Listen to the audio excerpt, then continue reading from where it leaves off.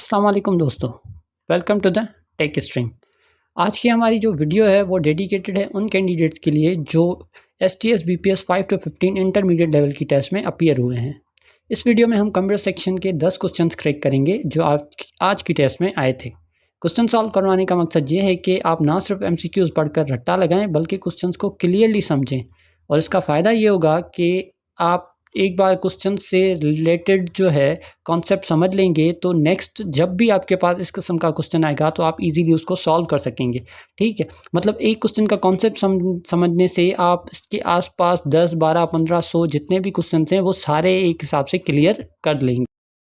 और हाँ, as an computer expert जो है, एज ए कंप्यूटर लेक्चरर, मैं आपको कुछ टिप्स दूंगा कि आज के क्वेश्चंस देख के कौन कौन से क्वेश्चंस या कौन कौन से टॉपिक्स हैं जिसमें से क्वेश्चंस नेक्स्ट टेस्ट में आ सकते हैं। And at the end of the video आपको कंप्लीट की भी मिल जाएगी, और इसके अलावा जो है आपको डिस्क्रिप्शन में व्हाट्सएप ग्रुप की लिंक भी मिल जाएगी, आप वो ज्वाइन करें। उससे आपको ये फ़ायदा होगा कि जो है अगर आप मतलब वीडियो अपलोड होने से पहले आपको की वगैरह चाहिए तो मैं वहाँ पे अपलोड कर दूँगा। तो क्वेश्चन सॉल्व करने से पहले एक रिक्वेस्ट है कि प्लीज़ मेरे चैनल को सब्सक्राइब कीजिए। अगर वीडियो अच्छी लगे तो लास्ट में अपने दोस्तों से भी शेयर कीजिए, एंड बेल आइकन पे ज़रूर क्लिक कीजिएगा ताकि मैं नेक्स्ट जब भी कोई वीडियो बनाऊँ तो वो आप लोगों के पास ईज़िली अवेलेबल हो जाए। और अगर आप मेरी वीडियोज़ को शेयर करेंगे, लाइक करेंगे तो मुझे भी मोटिवेशन मिलेगी कि मैं आप सबको फ्री ऑफ कॉस्ट ये एजुकेशन प्रोवाइड कर सकूँ। आइए देखते हैं हमारे पास आज की टेस्ट में कौन-कौन से क्वेश्चन आए। ठीक है, तो कंप्यूटर सेक्शन में टोटल हमारे पास आज 91 से 100 मतलब 10 क्वेश्चंस आए थे जो कि सिलेबस में भी दिए हुए थे। अब हमारे पास क्या है, पहला question, which one of the following is the highest unit of memory. अब मेमोरी के जो यूनिट्स हैं वो हमारे पास स्मॉलेस्ट टू हाईएस्ट ये टेबल है, आपको जो है एक बार देख लीजिएगा, ईजी है, आपको माइंड में बैठ जाएगी आपके माइंड में और इजीली याद भी हो जाएगी। तो सबसे छोटा जो यूनिट है वो 0 एंड 1 बिट है। ठीक है, उसके बाद निबल है जिसमें 4 बिट्स आते हैं, फिर बाइट है, बाइट में 8 बिट्स आते हैं, देन किलो बाइट जिसको हम केबी कहते हैं। 1024 बाइट्स जो है 1 किलो बाइट में केबी में आते हैं। ठीक है, उसके बाद आता है मेगाबाइट। 1024 केबी जो है 1 मेगाबाइट बनता है, और उसके बाद गीगाबाइट। 1024 मेगाबाइट जो है 1 गीगाबाइट बनता है। उसके बाद क्या आ जाता है, टेराबाइट। 1024 गीगाबाइट या जीबी जो है वो 1 टेराबाइट बनता है। तो अगर हम क्वेश्चन को ध्यान से देखें तो हमारे पास ये टोटल 4 जो हैं क्या दिए हुए हैं, मेमोरी यूनिट्स दिए हुए हैं। ठीक है, अब स्मॉलेस्ट कौन सा है, किलोबाइट, और हाईएस्ट कौन सा है, terabyte. Which one of the following is the highest unit of memory, terabyte, gigabyte, megabyte, kilobyte. अगर हम टेबल आपको याद हो गई हो तो इसका आंसर क्या होगा, टेराबाइट। ठीक है, उसके बाद which one of the following is the smallest unit of memory. देखें, आपको टेबल याद होगी, ना सिर्फ पहला क्वेश्चन सॉल्व हो गया बल्कि उससे रिलेटेड दूसरा क्वेश्चन भी सॉल्व हो गया। तो smallest unit of memory, highest कौन सा था, टीबी, स्मॉलेस्ट कौन सा है यहाँ पे अगर आपको टेबल याद हो तो केबी। ठीक है, उसके बाद क्वेश्चन आ जाता है, which one of the following is binary equivalent of decimal number 20। ठीक है, अब ये हमारे पास नंबर सिस्टम कन्वर्जन है, तो आइए हम लोग कॉपी पेस्ट को समझते हैं कि ये कैसे सॉल्व होगा। अब यहाँ पे जो हमारा क्वेश्चन है वो है, विच of the following is binary equivalent. ठीक है, अब यहाँ पे हमें क्या करना है, ये चीज़ मालूम करनी है। ये हमें क्या पूछने की कोशिश कर रहा है कि हमें एक बाइनरी नंबर मालूम करना है। ठीक है, और ये क्वेश्चन मार्क है। ठीक है, ऑफ डेसिमल नंबर, क्या डेसिमल नंबर दिया हुआ है 20 जिसका बेस 10 है। ठीक है, अगर हम सिंपली जानना चाहें कि किस टाइप में हमें कन्वर्जन करना है वो है 2, और किस में से कन्वर्ट करना है वो है 10। ठीक है, अब क्या करना है, फॉर एग्जांपल मैं आपको सिंपली एक चीज़ बता देता हूँ कि हमारे पास टोटल 4 नंबर सिस्टम्स हैं। कौन कौन से हैं, पहला बाइनरी, ठीक है, उसके बाद ऑक्टल, उसके बाद डेसिमल, ठीक है, उसके बाद हेक्साडेसिमल। ठीक है, अब क्या है, बाइनरी मीन्स 2। जैसे यहाँ पे हमारे पास बेस 2 दिया हुआ है तो इसका मतलब है ये कौन सा नंबर है, ये बाइनरी नंबर है जो हमें मालूम करना है। ऑक्टल मीन्स 8, ठीक है। डेसिमल मीन्स 10 नंबर, और हेक्साडेसिमल मीन्स 16, ठीक है। अब बाइनरी में क्या आ जाता है, टोटल 2 नंबर्स आते हैं, 2 डिजिट्स कहें, 2 बिट्स कहें, 0 और 1, इसे इसलिए हम इसको क्या कहते हैं, बाइनरी। उसके बाद ऑक्टल में 0 to 7 नंबर्स या डिजिट्स आ जाते हैं, ठीक है। इसका बेस 2 है, टोटल 2 नंबर्स हैं, 0 और 1, और इसका बेस 8 है, ठीक है। क्यों, क्योंकि 0 to 7 अगर हम टोटल काउंट करेंगे तो ये 8 नंबर्स हो जाएंगे। उसके बाद हमारे पास क्या है, डेसिमल्स, इसमें 0 to 9 आ जाते हैं, ठीक है, और इसका बेस क्या है, 10, ठीक है। और हेक्साडेसिमल में क्या होता है कि पहले तो 0 to 9 नंबर्स, ठीक है, टोटल 10 ये हो गए, और उसके बाद 8 F, मतलब 10, 11, 12, 13, 14 और लास्ट 15। तो 0 to 15 ये टोटल कितने हो गए, ये 16 हो गए, ठीक है। तो ये टोटल हमारे पास 4 कन्वर्जन हैं, ठीक है, नंबर सिस्टम में। अब हमें क्या मालूम करना है, हमें एक बाइनरी नंबर मालूम करना है, और हमारे पास कौन सा नंबर दिया हुआ है, डेसिमल नंबर दिया हुआ है, ये है 20, ठीक है। अब हमें क्या करना है, सिंपली कि देखें, सबसे पहले तो आपको एक टेबल याद करनी पड़ेगी, जैसे हम पावर्स देते हैं, ठीक है। अब एक चीज़ याद रखिएगा, हमेशा जो है कंप्यूटर का जो आर्किटेक्चर है वो राइट से शुरू होता है, ठीक है, जो हमारे पास जनरल पर्पज़ कंप्यूटर आते हैं। अब मैं आपको सिंपली पहले नीचे एक चीज़ करवा दूँ, फॉर एग्जांपल ये पावर कैसे होते हैं कंप्यूटर मेमोरी में या कंप्यूटर नंबर सिस्टम में, 1, 1 का डबल 2, फिर 4, फिर 8, फिर 16, फिर 32, फिर 64, ठीक है। उसके बाद 1 to 8 एंड सो ऑन, ठीक है। अब क्या करना है, मैं आपको एक चीज़ सिखाता हूँ कि ये पावर्स हैं, ठीक है। अब बाइनरी डिजिट में कितने नंबर्स आते हैं, 0 और 1 आते हैं। जिसके नीचे मैं 0 दूंगा, ठीक है, वो काउंट नहीं होगा। जिसके नीचे मैं 1 दूंगा, उन सबको नंबर्स को हम अलग लिख के आपस में क्या करेंगे, ऐड कर देंगे। अब ये कितने हो गए, 16 + 8, ये हो गए 24, और ये 25, ठीक है, ये 25 है। अब देखें, ये हमने बाइनरी डिजिट्स लिखे हैं, ये पावर्स के नीचे लिखे हैं, ठीक है। अब ये पावर्स जो हैं ये डेसिमल नंबर सिस्टम है, और सिंपली ये जो हमने बिट्स दिए हुए हैं नीचे, ये क्या है, ये हमारे पास बाइनरी डिजिट आ गया। किस चीज़ का बाइनरी डिजिट आ गया, ये आ गया 25 का, 11001, ठीक है, सिंपल। अब इसी तरह हमने क्या करना है, 20 का जो है बाइनरी नंबर निकालना है। अब यहाँ पे हम लोग पावर्स लिखते हैं, 1, 2, 4, 8, 16, ठीक है। अब 20 कैसे होगा, अगर जिसके नीचे हम 1 देंगे वो टोटल में काउंट होगा, जिसके नीचे 0 होगा वो टोटल में काउंट नहीं होगा, ठीक है। 16 के नीचे अगर हम 1 दें, ठीक है, और 4 के नीचे 1 दें, 16 + 4 ये कितने हो गए, ये 20 हो गए, और बाकी जो हमारे पास पावर्स हैं उनको हम 0 दे देंगे। अच्छा, एक और चीज़ कि हमें कैसे मालूम होगा कि कितने ज़ीरोज़ देने हैं, क्योंकि आगे भी तो पावर मौजूद है ना। अगर हम राइट साइड से शुरू करेंगे तो 16 लास्ट नंबर है जिसकी हमें नीड पड़ी टोटल 20 बनाने में। तो इसका मतलब है कि इससे आगे लेफ़्ट साइड पे हमारे पास जो भी ज़ीरोज़ हैं उनकी कोई वैल्यू नहीं होगी। जैसे नॉर्मल नंबर्स में होता है, अगर मुझे 10 लिखना हो तो मैं सिंपली 10 लिखूंगा, अगर इसके पीछे मैं 0 लगाऊंगा लेफ़्ट साइड पे तो उसकी कोई वैल्यू नहीं होगी। इसमें भी सेम चीज़ है, अगर जितने भी नंबर्स हैं उनके आगे हमें 0 देंगे तो उनकी कोई वैल्यू नहीं होगी, इसलिए हम इनको काउंट नहीं करते। सिंपली 16 लास्ट डिजिट था, ठीक है, लास्ट पावर था जिसकी हमें नीड पड़ी टोटल 20 बनाने में, ठीक है। 16 + 4 ये कितने हो गए, 16 + 4 = 20, और हमारे पास बाइनरी डिजिट, ये हमें बाइनरी डिजिट मिल गए। अब इसका आंसर क्या आया, 10100, ये इसका आंसर है, ठीक है। अब आप ऑप्शंस में देखते हैं, आइए देखते हैं कि ऑप्शंस में हमारे पास ये बाइनरी नंबर मौजूद है या नहीं मौजूद। तो आइए, ठीक है। अब next question, which one of the following is decimal equivalent, ठीक है, ऑफ बाइनरी नंबर 11111, ठीक है।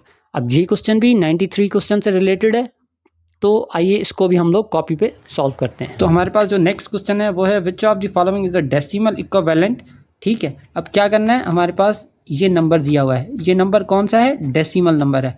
जैसे कि पिछले क्वेश्चन में हमने डिस्कस किया कि बेस 10 मतलब ये डेसिमल नंबर है, उसको किस में कन्वर्ट करना है, सॉरी क्या मालूम करना है डेसिमल नंबर में, हमारे पास उसका बाइनरी नंबर दिया हुआ है, उसको हमने डेसिमल नंबर सिस्टम में कन्वर्ट करना है। तो हमारे पास जो इस बाइनरी नंबर का 11111, ठीक है, इसका डेसिमल नंबर हमें मिल जाएगा। ठीक है, तो अब सिंपली क्या करना है, आप पहले तो ये डेसिमल नंबर लिख दें 11111। ठीक है, अब क्या करें, मैंने आपको पिछले क्वेश्चन में बताया कि हमें पावर्स की जो टेबल थी वो याद करनी थी।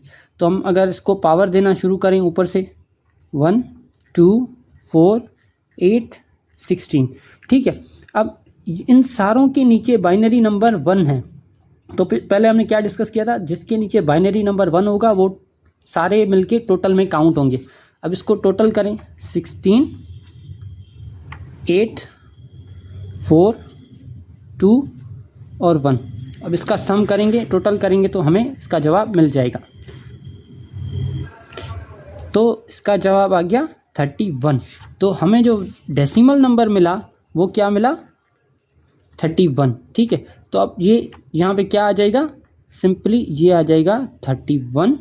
ठीक है, और इसका बाइनरी नंबर ये हमारे पास अवेलेबल है। उसके बाद हमारे पास जो आ जाता है which one of the following is the brain of computer. ठीक है, अब ब्रेन ऑफ कंप्यूटर क्या होता है, जहाँ पे सारी चीज़ें कंप्यूटर की प्रोसेस हो रही होती हैं। ठीक है, सीपीयू में बहुत सारी चीज़ें, बहुत सारे कंपोनेंट्स आ जाते हैं। ठीक है, रैम हो गया, पावर सप्लाई हो गई, और उसके अलावा प्रोसेसर हो गया, तो काफ़ी सारी चीज़ें आ जाती हैं। ठीक है, उसके बाद आ जाते हैं मेमोरी। तो मेमोरी तो सिर्फ कोई भी चीज़ हमें जो है स्टोर करने के लिए यूज़ होती है, ये ब्रेन ऑफ कंप्यूटर तो हो नहीं सकता। ठीक है, उसके बाद ALU arithmetic and logical unit. अब अर्थमेटिक एंड लॉजिकल यूनिट क्या होता है, ये बेसिकली प्रोसेसर के अंदर एक यूनिट होता है जो हमारी मैथमेटिकल ऑपरेशंस को परफॉर्म कर रहा होता है। तो सी ऑप्शन भी आई गेस हो सकता है, पर पहले हम डी ऑप्शन को देख लेते हैं, उसके बाद जो बेस्ट ऑप्शन होगा हम उसको सिलेक्ट करेंगे। उसके बाद आ जाता है हार्ड डिस्क। तो हार्ड डिस्क भी बेसिकली क्या है, एक फिजिकल कंपोनेंट है जो हमारे पास क्या होता है, कोई भी डेटा स्टोर करने के लिए यूज़ होता है। ठीक है, तो बी और डी तो हमारे ऑप्शन में से निकल गया। अब आ गया CPU एंड ALU। तो CPU is the brain of computer कहलाता है, क्योंकि उसमें जो है सारी चीज़ें प्रोसेस हो रही होती हैं। ALU बेसिकली खुद एक पार्ट है, ठीक है, CPU में प्रोसेसर का। ठीक है, तो हमारे पास जो प्रोसेसर है वो सारे कंपोनेंट्स आ जाते हैं, सारी चीज़ें कहाँ पे प्रोसेस हो रही होती हैं, CPU में। ठीक है, तो ये हमारे पास इसका जवाब CPU आ गया। ठीक है, अच्छा सॉरी, हम लोग यहाँ पे इनको 93 और 94 को टिक करना भूल गए। तो हमारे पास जो है बाइनरी टू डेसिमल कन्वर्जन का जो है वो आंसर क्या आया, 11001। तो इसका हम यहाँ पे टिक कर लेते हैं। ठीक है, कॉपी में तो सॉल्व कर पाया, पर यहाँ पे हमारे पास रह गया। ठीक है, उसके बाद जो है हमारे पास जो 94 क्वेश्चन था उसका हमारे पास आंसर क्या आया, उसका आया 31। तो हम उसको भी टिक कर लेते हैं। ठीक है, उसके बाद आ जाता है which one of the following is billions of seconds. अब बिलियंस का मतलब क्या होता है कि जो छोटा, यहाँ पे जो चार जो हमारे पास यूनिट्स दिए हुए हैं उनमें से ऐसा कौन सा यूनिट है जो बिलियंस ऑफ सेकंड्स के इक्विवेलेंट होता है। एक माइक्रो सेकंड, एक नैनो सेकंड, एक टेराबाइट, दूसरा गीगाबाइट। अब सिंपल सी बात है कि टेराबाइट और गीगाबाइट हम लोग पहले और दूसरे क्वेश्चन में, मतलब 91 और 92 क्वेश्चन जो था कंप्यूटर सेक्शन का, उसमें सॉल्व करके आए हैं। तो देखिए यहाँ पे भी आप लोगों को वो सारा कॉन्सेप्ट हेल्पफुल रहा। तो टेराबाइट और गीगाबाइट तो मेमोरी यूनिट्स हैं, वो तो हो नहीं सकता। तो माइक्रो सेकंड और नैनो सेकंड में से कोई एक ऑप्शन है। अब माइक्रो नैनो से छोटा है या बड़ा है। ठीक है, अब इसका जवाब सिंपली मैं आपको बता दूं, जब आप इसको सेकंड्स को नैनो सेकंड्स या माइक्रो सेकंड्स में कन्वर्ट करेंगे तो बिलियंस में जिसका जवाब आएगा वो है नैनो सेकंड्स। ठीक है, उसके बाद आ जाता है the two kinds of main memory are. कौन सी दो टाइप्स हैं मेन मेमोरी की, एक मेन या प्राइमरी मेमोरी होती है, दूसरी सेकेंडरी मेमोरी, ठीक होती है। सीडीज़ एंड डीवीडीज़ नहीं, सीडीज़ और डीवीडीज़ हो सकते हैं मे भी, क्योंकि ये सारी चीज़ें भी मेमोरी से रिलेटेड हैं दोनों, एक सीडी और दूसरा डीवीडी, उसमें मेमोरी स्टोर कर सकते हैं हम लोग। RAM and ROM, RAM and ROM भी मेमोरी टाइप्स हैं, ठीक है, या काइंड्स ऑफ मेमोरी हैं, पर फिर भी हम बाकी सारे ऑप्शंस देख लेते हैं, ठीक है, क्योंकि यही बेहतर होता है कि आप सारे ऑप्शंस देख लें। उससे फ़ायदा क्या होगा कि जल्दी जल्दी में आप गलत क्वेश्चन टिक करने के बजाय सारे क्वेश्चन देखेंगे तो मे भी आपको इससे बेटर ऑप्शन मिल जाए, ठीक है। उसके बाद डायरेक्ट एंड सिक्वेंशियल, ये मेमोरी एक्सेस करने के 2 तरीके हैं। देन यूएसबी एंड सीडीज़, तो ये भी हो सकता है, पर अगर हम बेस्ट ऑप्शन सेलेक्ट करें मेमोरी से रिलेटेड, वो भी मेन मेमोरी से, तो वो है रैम एंड रोम, ठीक है। ये 2 मेमोरी टाइप्स हैं जो मेन मेमोरी, प्राइमरी और सेकेंडरी मेमोरी कहलाते हैं, ठीक है, जो मेन मेमोरी के टाइप्स हैं। उसके बाद the correct syntax of using COUNTIF function in MS Excel 2016 is, अब क्या है कि इसे सॉल्व करने के लिए आ जाते हैं हम लोग एक्सेल पे, ठीक है। अब मैं आपको एक डेटा समझाता हूँ, ठीक है। हमारे पास पहले हम शीट 1 पे आ जाते हैं, ठीक है। अब शीट 1 पे क्या है हमारे पास, देखें हमारे पास ये कुछ डेटा दिया हुआ है 987655, ठीक है, BACA BFH, ठीक है। अब क्या करते हैं, फॉर एग्जांपल हमें यहाँ पे काउंट इफ फार्मूला लिखना है। जब हम काउंट इफ फार्मूला लिखेंगे, ये रहा हमारे पास काउंट इफ, ठीक है। अब देखिए, इन्हें हम कहते हैं पैरामीटर्स। काउंट इफ जो फार्मूला है वो कौन कौन से पैरामीटर ले रहा है, एक रेंज, दूसरा क्राइटेरिया। अब रेंज और क्राइटेरिया कैसे लेता है मैं आपको समझाता हूँ। अब रेंज मतलब कि कौन सी डेटा में से आपको कोई चीज़ चेक करनी है या देखनी है, ठीक है। हमने सेलेक्ट कर ली, उसके बाद कॉमा, अब क्राइटेरिया, इसमें से क्या चेक करना है। फॉर एग्जांपल हमारे पास BACA BFH में हम लोग कह रहे हैं, चाह रहे हैं कि हमारे पास ये मालूम हो जाए हमें कि ए कितनी बार आया है, तो हम इस तरह ए लिखेंगे। देखिए ए कितनी बार आया है, ए 2 बार आया है, तो हमारे पास जवाब आ गया, ठीक है। अब इस तरह हम लोग यहाँ पे भी ये फार्मूला यूज़ कर सकते हैं, पर मेरे ख्याल से आपको सिंपल कॉन्सेप्ट समझ में आ गया होगा कि काउंट इफ में 2 पैरामीटर्स यूज़ होते हैं, एक रेंज, दूसरा क्राइटेरिया, ठीक है। तो हम लोग क्वेश्चन पे आ जाते हैं। तो क्वेश्चन में क्या पूछ रहा है, the correct syntax of using count if function in MS Excel 2016 is, क्या था, पहले रेंज और उसके बाद क्राइटेरिया, ठीक है।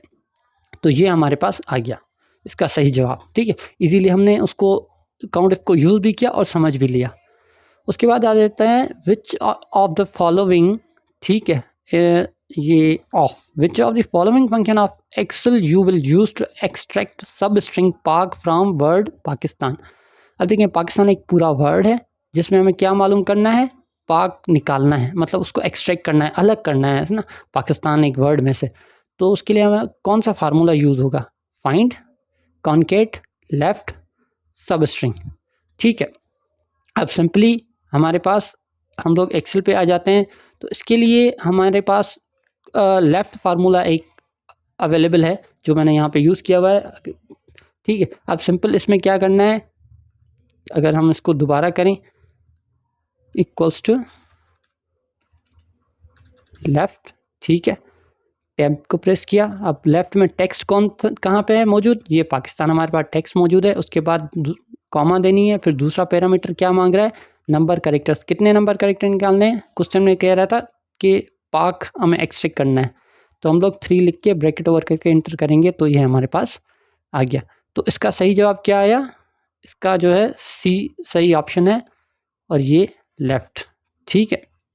उसके बाद लास्ट क्वेश्चन है, we can add charts in Excel worksheet by using home tab, insert tab, analyse tab, review tab, ठीक है। अब यहाँ पे आ जाते हैं, हमारे पास ये शीट 2 है, ठीक है। अब देखिए हमारे पास काफ़ी सारे टैब्स मौजूद हैं, home tab, insert, page layout, formula, data, review, ठीक है। अब सिंपल क्या है कि हम जब कोई चीज़ इंसर्ट करनी होती है, तो जाहिर सी बात है, सिंपल में हमें क्या करना है, कोई चीज़ ऐड करनी है न्यू, तो वो इंसर्ट टैब में से ही होगी, ठीक है। ये जनरल एक मतलब आप कह सकते हैं कि सीधी सी बात है कि वो मेन्यू जो है वो इंसर्ट मेन्यू है, तो जाहिर सी बात है वहीं से इंसर्ट होगी चीज़ें।